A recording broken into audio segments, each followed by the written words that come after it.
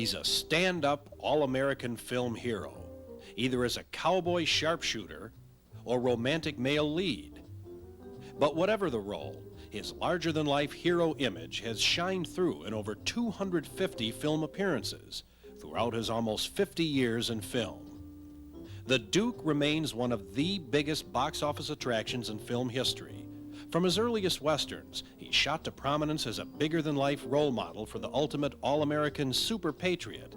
Even the U.S. government paid a special tribute to him when a congressional medal was struck in his honor. He's not only an Academy Award-winning superstar and embodiment of the American spirit, but also a fundamentalist superhawk whose larger-than-life roles as a crusader of just causes and a leader of men help propel him to mythical proportions. He's a real-life metaphor for the American way, the one and only John Wayne. He was born Marion Michael Morrison on May 26, 1907. Born in Winterset, Iowa, he and younger brother Robert soon moved with the rest of the Morrison family to California, where young Marion learned the unfortunate consequences of having such a first name, and he quickly adopted the nickname Duke. He attended high school in Glendale, California, where he remained an average student, but soon discovered his athletic prowess on the football field. Young Duke Morrison enjoyed his early star status on the gridiron, and eventually won himself a football scholarship at the University of Southern California. While attending USC, Duke Morrison was given his introduction to film. In 1927, Duke and other members of the USC football team were cast to appear as bit players in a silent football flick called The Dropkick. Although he had no lines and received no billing, Duke found the experience fascinating and decided to make a career move off the field and into film. Upon graduation from USC, he secured a job as laborer and assistant prop man on the Fox Pictures lot. His hard work and dedication paid off when he developed a friendship with a young director named John Ford. Ford was to play a decisive role in Duke's future as a screen superstar. In 1928, he began playing bit parts in films for Ford and others. Initially, Duke was an unbilled extra and called Duke Morrison in his larger bit roles. He remained a full-time prop man for Fox Studios throughout his early film work and kept up his optimistic nature and personal friendship with director John Ford. In 1928, he made his most memorable appearance in 20s film in Ford's melodramatic look at romance and family honor called Hangman's House. This silent thriller featured a remarkable steeplechase scene in which young Duke Morrison can be seen as an overly anxious spectator who single-handedly destroys a picket fence during the action. This unbilled appearance led to others, and with the introduction of sound film, Duke's screen appearances increased as the studio cranked out more and more films. John Ford introduced Duke to another director named Raoul Walsh, who gave him his first big break in 1930 when he cast him as the lead in The Big Trail. This epic Western was unique for its naturalistic use of sound in an early talkie, and it also pioneered the use of widescreen 70mm film in a process called grandeur. But more importantly, it introduced the movie-going public to John Wayne. At 6'4", he was the ultimate tall, strong, and silent type who rode tall in the saddle. He even found his way into 3 different 12-part serials for Mascot Pictures during this time.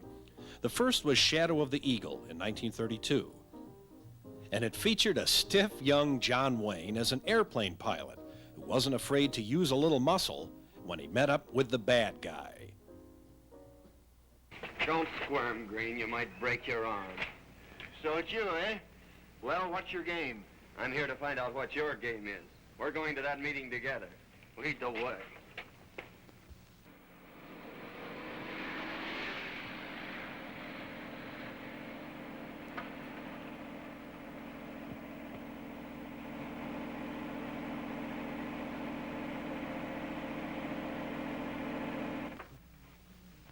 Wait a minute. So you'd cause this girl's arrest on the word of 2 thugs you've hired to railroad her father to prison. Why, you... Easy, Evans. You're not dealing with a girl now, nor a crippled old man. Wayne proved to be perfectly suited for most of his stunt work in these early serial adventures. His athletic abilities led him aboard another 12-part mascot serial, Hurricane Express, in 1932.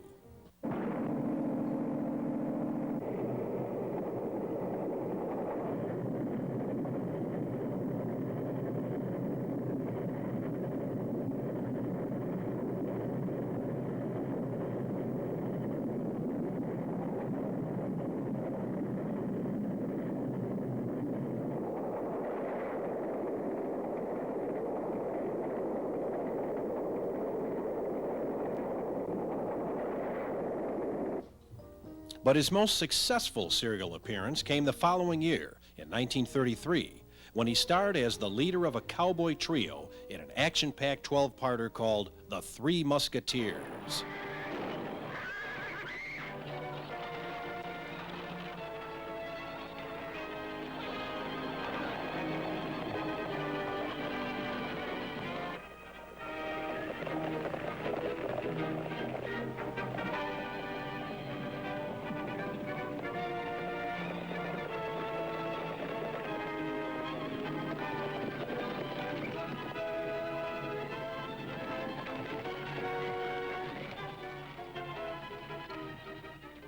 He traded in his horse for a roadster in the 1933 romantic farce, His Private Secretary.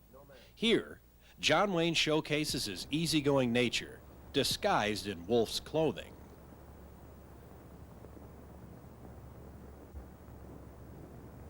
Oh, pardon me.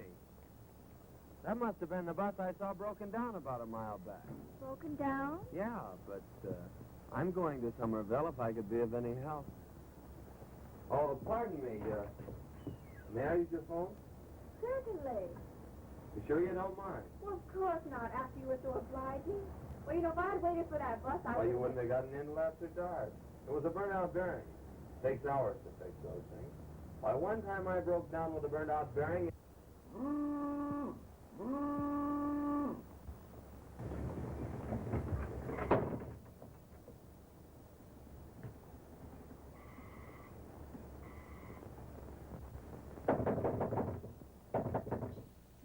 Although this performance didn't open any doors for him, his next move proved invaluable to his career. He began a lengthy stay making westerns for Lone Star Productions. His first appearance was playing Singin' Sandy the Cowboy in Riders of Destiny in 1933. Wayne would later admit that this was one of the most embarrassing films of his entire career. There'll be guns a-blazing and singing with lead. Tonight you'll be drinking your drinks with the dead. Wayne was relieved when Lone Star agreed to drop the idea of Sandy the Singin' Cowboy and concentrate instead on the more popular shoot-'em-up style Western adventures like Randy Rides Alone.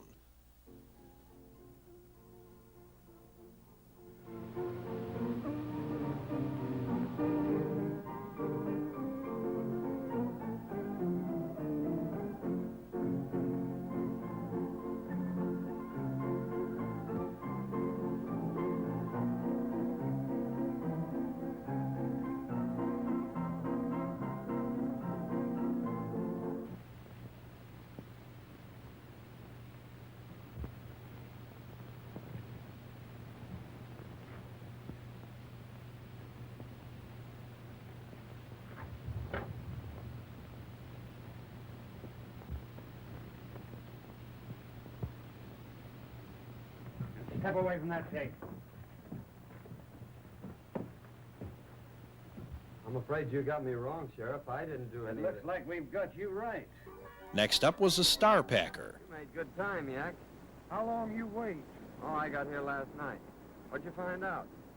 2 men gonna hold up stage, Coyote Canyon. Much money on stage. Well, it looks like we're going to have our hands full. More trouble, more fun. That's one way to look at it.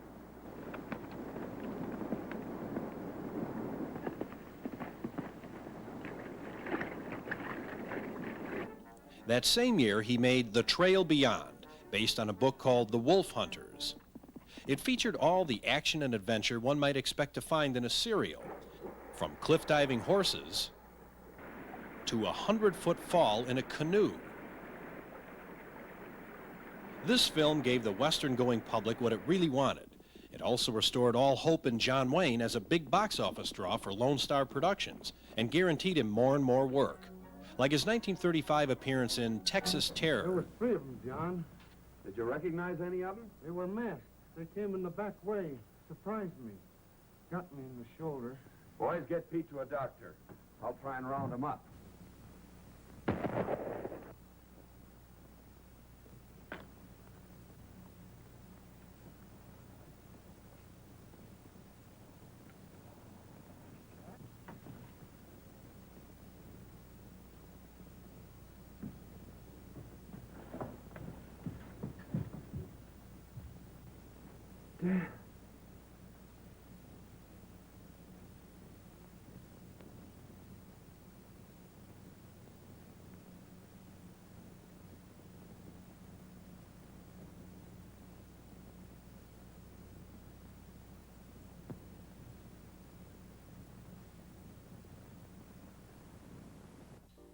While working for Republic Pictures, he was loaned out to Universal in 1937.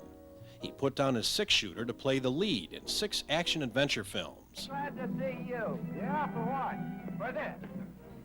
California Straight Ahead was an action-packed adventure story about a race between trains and truckers in 1937. It helped prove that John Wayne was no longer just another big-screen cowboy. Boys, there's $1 million contract at stake. This is $1 million race. What do you say? Let's go!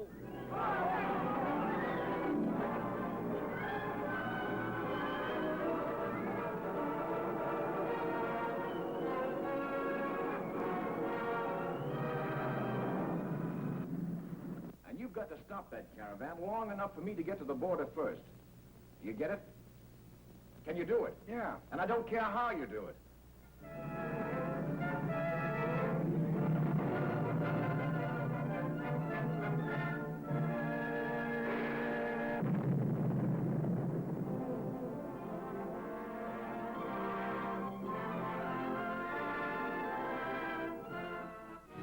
That same year, he starred in another Universal action film based on second-rate pulp fiction.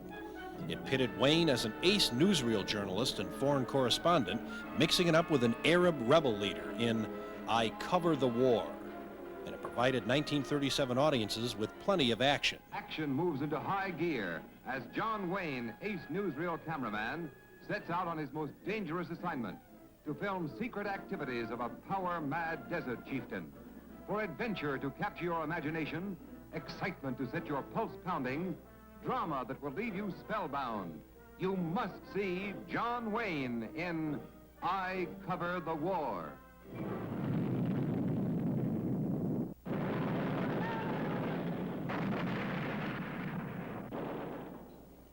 Although I Cover the War was a mild box office success, audiences demanded more Western adventures from John Wayne.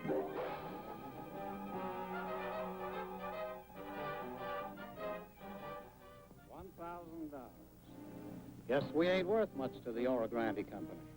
That ain't no decent reward for a self-respecting bandit. What do you say we send Harmon a donation to boost the ante? Maybe I will, after we polish off the 3 o'clock stage. In 1938, he made Overland Stage Raiders, this time as a member of the Three Mesquiteers. We just spotted the Oro Grande Gold Stage. It's about to be held up. Where? Can't pass.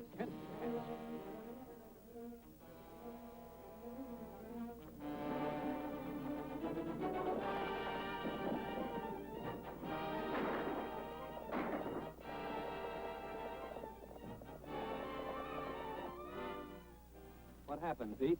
They shot up the boys and took over the train. Take care of him. Come on.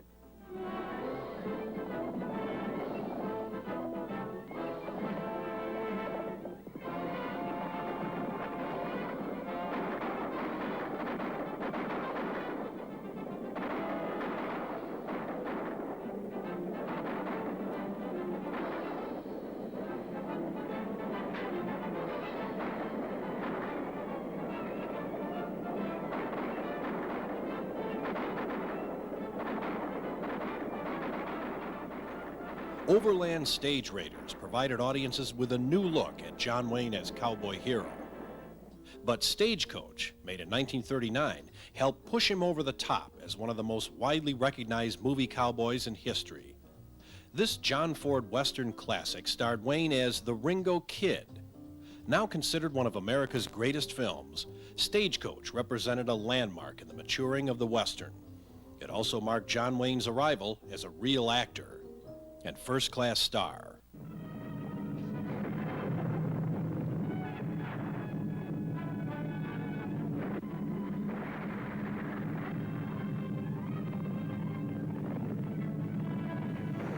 After Stagecoach, he made Allegheny Uprising in 1939, where he starred opposite Claire Trevor in this historic look at the pre-Revolutionary War American colonies.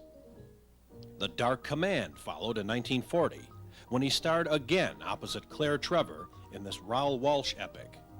And he made The Long Voyage Home in 1940, and soon everything was going his way. From now on, things are going to be run my way, and you can start adjusting yourself to that idea. And that's my way. Like it?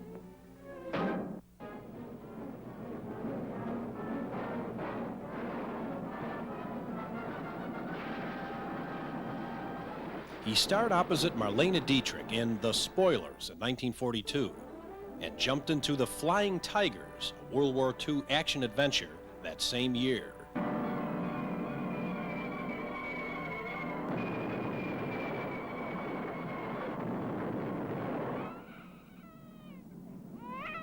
The great American spirit takes to the air to free the skies of cowardly monsters that release instruments of death and destruction upon a gallant people. By 1942, audiences couldn't get enough war-related pictures, and John Wayne could do no wrong as America's leading patriotic hero. His next film appearance that year was Reunion in France, an anti-Nazi propaganda film which starred Joan Crawford and Wayne trying to flee Nazi-occupied France. You are a conquered people. Your first duty is to do as you are told. Take it easy, Bob. What did you call me? Bob. Sure, it's an American, a student.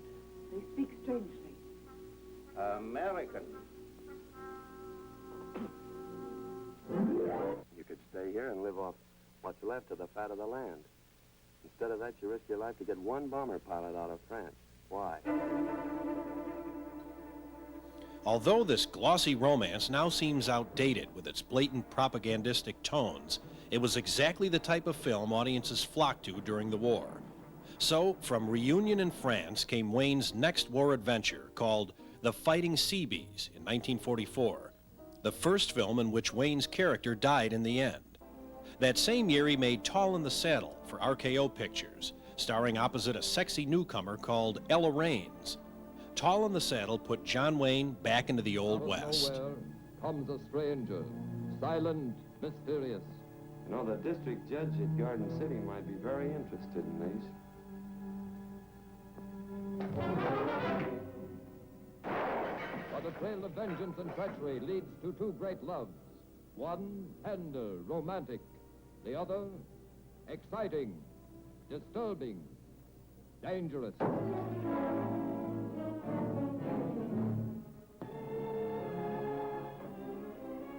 He followed up Tall in the Saddle with Flame of Barbary Coast in 1945. Blackson in on this? What do you think? Yes, I know, but don't try it. I think it'd be an excellent idea.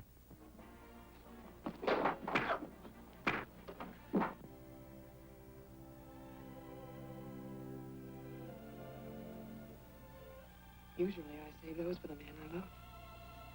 Usually. Back to Bataan had Wayne fighting the Invisible Army of the Philippines in 1945, and his third war-related adventure was big at the box office. I know it's tough when the woman you love goes over to the enemy, but you can't let her Look, take John, her... it's none of your business. That's right. But risking the lives of these men is my business. This day will live forever in the memory of every true Filipino. From the jungles of the Philippines to the waters surrounding the tiny islands, John Wayne starred in one of the finest and most underrated of all World War II films. It was based on the true story of America's PT boat squadron during the early hours of the war. The film starred Robert Montgomery along with the Duke in They Were Expendable. Dakota was Wayne's film follow-up and his last movie appearance of 1945. There's a way of taking care of killers here, ain't there, folks? Come on. Here is raw adventure, one of the truest dramatic thrills of your life, in a picture that's packed with them. Dakota. He began making fewer films per year as the 1940s drew to a close. In 1946, he made Without Reservations with Claudette Colbert. It was a light-hearted comedy romance and his only screen appearance that year. Without Reservations, you're bound for the most hilarious cross-country romantic escapade since Gable took Claudette for that riotous bus ride in It Happened One Night. For when a lovely novelist boards a train without reservations, she almost loses her reserve when a handsome hero comes to her rescue. Without Reservations was followed by Angel and the Bad Man in 1947. This marked Wayne's debut as a producer of his own starring vehicle. It was a smash. When are you and Laredo Stevens going to get around to killing one another? Laredo? Well, we water our horses out of the same trough. Well, I'm sure looking forward to hanging the survivor when you do tangle. More whiskey. Theirs is an exciting, engrossing love, lightened by the humor and frankness of pioneer days.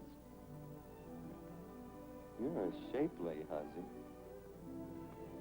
An angel so recklessly in love that she causes the very conflict she fought to prevent.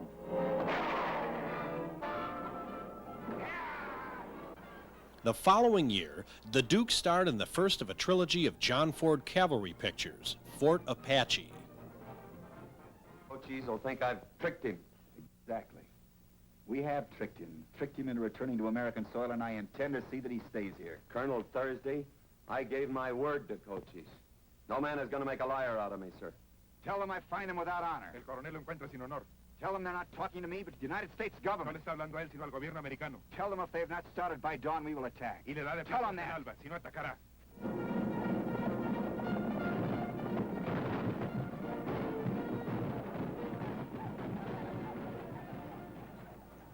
His next cavalry feature was John Ford's She Wore a Yellow Ribbon in 1949. It featured the Duke as an officer about to retire, but unwilling to walk out on impending war with the Indians. Wayne's tailor-made charisma was perfect for the part, so John Ford put him to work in his final cavalry flick of 1950. The film starred Wayne and Maureen O'Hara in a vivid look at the spirit of the post-Civil War cavalry against Indian attack in Rio Grande. This final chapter in Ford's cavalry trilogy remains the most underrated to date. But in 1950, Wayne joined the Marines for one of his best-loved film appearances as Sergeant Stryker in Sands of Iwo Jima. Well, you can sit here and be tough if you want to, but I'm going out there and get that guy. And the only way you can stop me is to kill me. That's just what I'll do.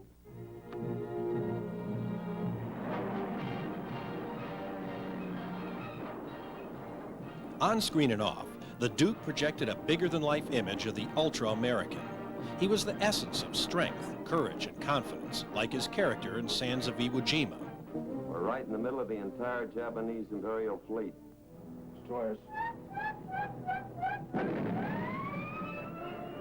Wayne transferred from the Marines to the Navy in 1951 in Operation Pacific. Biggest Jap convoy ever sighted is heading down the slot.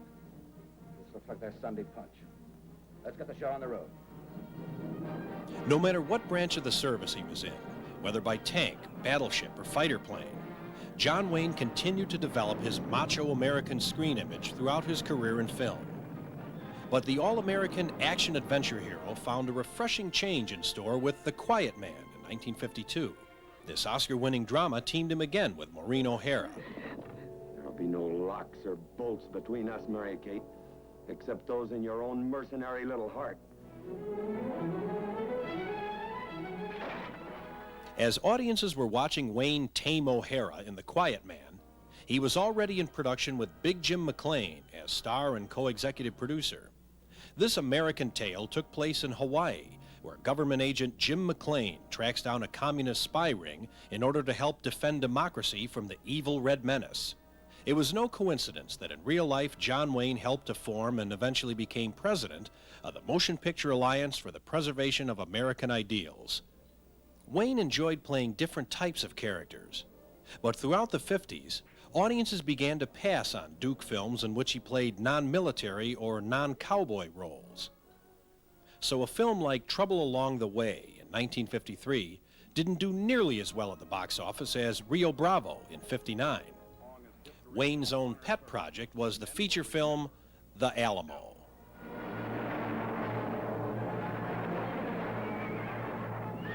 Remember John Wayne as Davy Crockett, who came to the Alamo a hero and stayed to become a legend.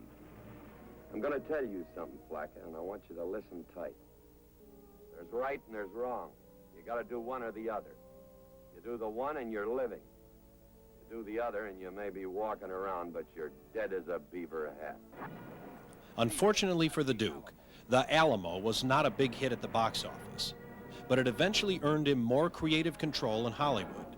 In the meantime, he made several more box office disappointments during the 60s, like his follow-up to The Alamo. It was a pioneer farce comedy adventure which co-starred Ernie Kovacs and Fabian in a tale of gold-digging prospectors and con men called North to Alaska. The Duke traveled from Alaska to Africa with Hatari in 1962. This light-hearted action film of wild animal trappers in Africa proved to be just the right combination of adventure and comedy that Wayne and his audiences craved. The Sons of Katie Elder was a Western which used the same film formula to guarantee box office success in 1965. It starred John Wayne as one of 4 sons who sets out to avenge the death of his mother, an old frontier woman. As newer audiences began to experience the Duke, he became more popular through the 60s. In 1967, he appeared in an amiable tongue-in-cheek Western as an ex-con out to settle a score with a former associate. Kirk Douglas helped him plunder a gold-laden stagecoach in the War Wagon. The Green Berets, released in 1968, was something of a personal film for the Duke. But this box office bomb about the Vietnam War, although it was a crusade for Wayne, offended many audiences. He fared much better with True Grit in 1969, playing an over-the-hill marshal known as Rooster Cogburn. I mean to kill you in 1 minute, Ned, or see you hanged in Fort Smith at Judge Parker's convenience. Which'll it be? I call that bold talk for a one-eyed fat man.